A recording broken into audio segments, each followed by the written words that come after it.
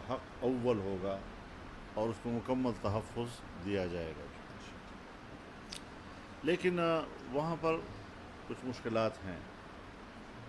مثلاً شمالی وزیرستان کے جو عثمانزئی قبیلے کا دھرنا ہے کہ وہاں پر بڑے معزز لوگ، یعنی ابھی حج کے دنوں میں ہمارے ایک منتخب چیئرمین اپنے یونین کونسل کے، ان کو ٹارگٹ کیا گیا، شہید کر دیا گیا۔ ہمارے وہاں جو تحصیل کے سیکرٹری جنرل تھے ان کو شہید کیا گیا۔ مولانا سمیع الدین صاحب جو ہمارے صوبائی اسمبلی کے وہاں کینڈیڈیٹ رہے اور بڑے حق گو قسم کے عوامی لیڈر تھے وہاں پر، ان کو شہید کر دیا گیا۔ اس کے بعد ابھی گزشتہ ہفتے میں کوئی 4 یا 5 اور لوگ شہید کر دیے گئے۔ اور یہ تو وہ لوگ ہیں کہ جو نامور ہوتے ہیں اور ان کو لوگ میڈیا بھی اس کا تذکرہ کر لیتی ہے، ورنہ یقین جانیے کہ عام آدمی وہاں محفوظ نہیں۔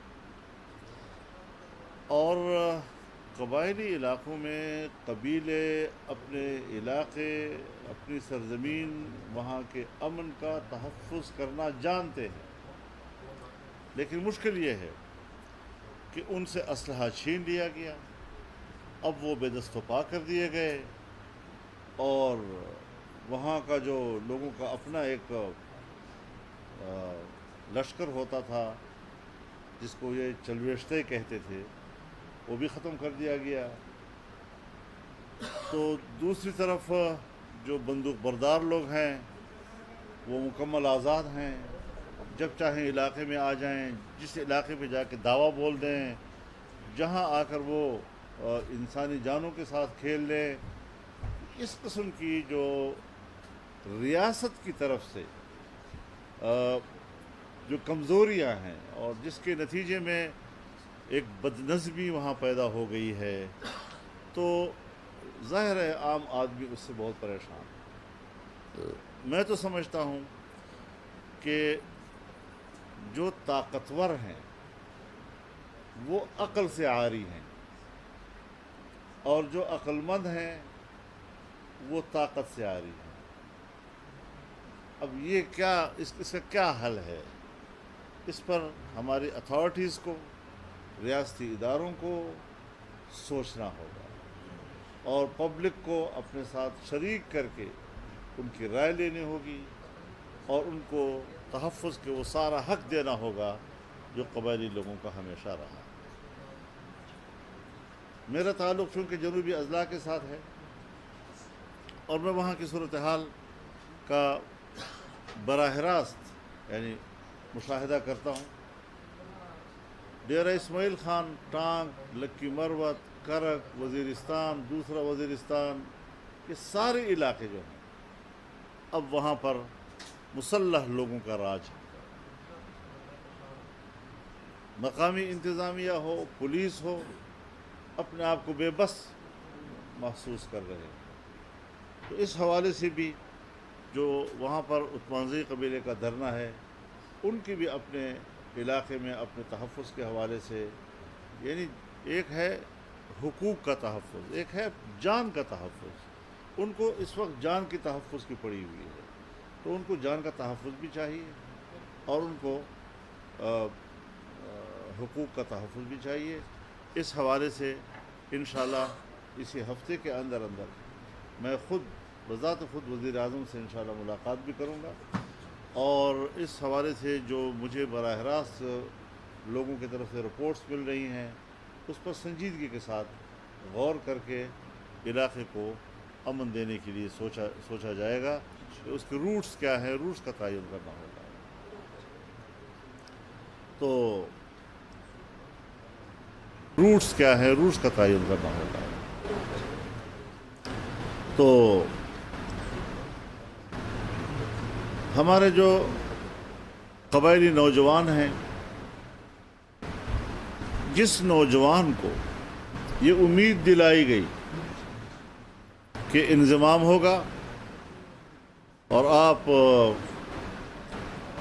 سیٹل ایریا کے برابر کے لیول پہ آ جائیں گے، آپ کی تعلیم، آپ کا معیار زندگی، آپ مقابلے کے امتحان میں اس کے برابر آ جائیں گے، صورتحال تو اس سے زیادہ خراب ہو گئی ہے۔ اس وقت ہمارا جو قبائلی نوجوان ہے وہ سب سے زیادہ اپنے آنے والے مستقبل کے لیے مضطرب ہے۔